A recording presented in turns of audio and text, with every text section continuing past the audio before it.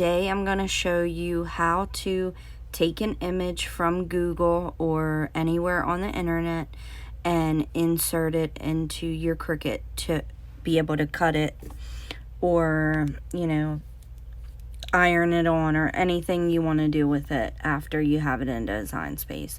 So, I'm choosing this image for a windmill. I just searched farm windmill head clip art because I wanted just the head of it instead of the rest of it. And so this is what I found. Now you're going to want to go to save image as, and then I already have it, but then you'll want to name it and save it. And then you go back into Cricut Design Space and see I already have it here, but I'll redo it just to show you guys. Okay, so I'm going to go to Upload. Then you're going to want to go to where it says Image and hit Upload Image. Then you're going to want to browse. Okay, so you see my saved file right there. And I just usually save it to my desktop just so that way it's much easier to find. And then, so here you're going to see simple, moderately complex, and complex. So simple is something like this where it's extremely easy to cut. It doesn't have a lot of detail in it. Moderately complex is simple details in color with good contrast between subject and background. So good contrast between this background and the image. And then complex is if it has extremely little tiny details, if you see right here with this flower, it's got a bunch of little details in it, and it's a lot more detail than the moderately one.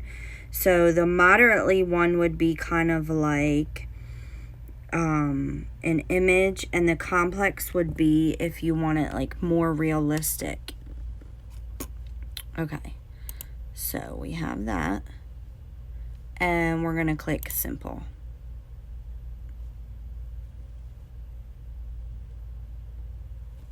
Then you're going to click continue. Okay. So now we have this screen and you see this little cursor. It looks like a plus sign. So what it's wanting you to do is to take out all the background so that way you're just left with your image and the Cricut can know where it's cutting. So you're going to click the background and see how those little squares come up. That's just the background. And then so we're going to do each individual one because we want our Cricut to cut this part right here. If not, it will just cut the outside and you'll be left with a big blob in the inside. And then I'm going to show you what happens if you click the wrong thing. So let's just say you actually didn't see how that happens. So when that happens, and if you make a mistake, all you got to do is just hit the undo button and it'll bring you back. And then for the last part, I'm going to click this little dot in the middle. Okay, now you see my image is ready to go.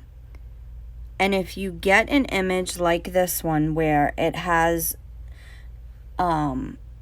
somebody's watermark on it, I guess, or whatever, don't worry too much about that because when you cut it, it's going to be solid vinyl anyway, so you're not going to see that.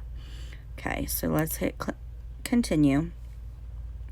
Okay, now on the left is print then cut. So you want to do that if you're making stickers or you know, some kind of something that isn't vinyl.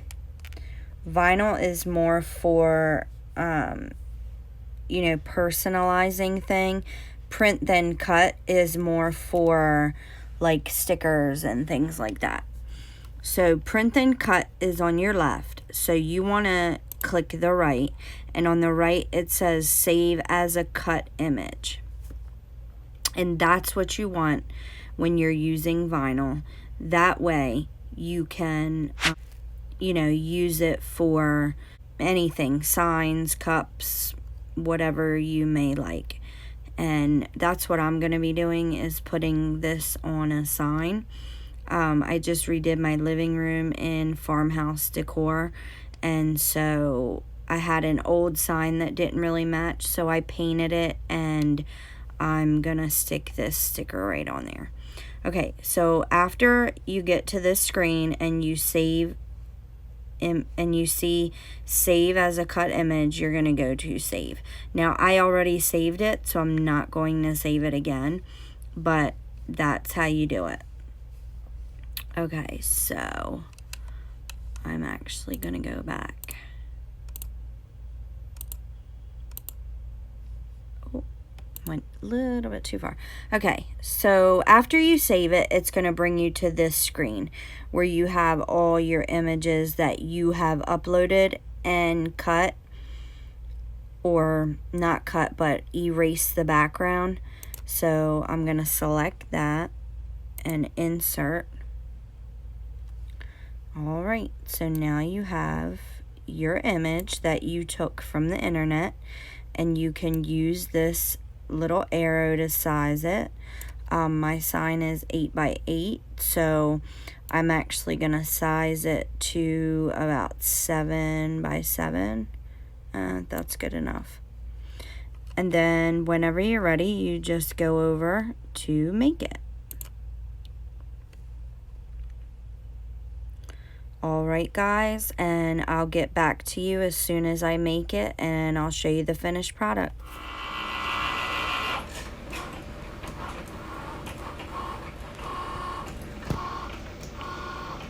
Okay guys, so now it is cutting my downloaded image.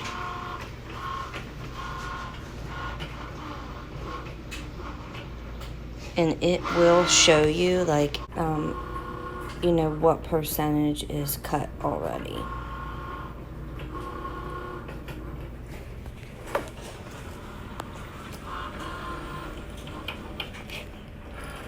And I'll get back to you with the finished product. Okay, so this is the finished product.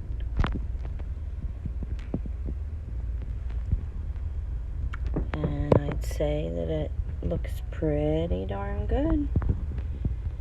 If you guys have any questions at all, feel free to give me a comment down below.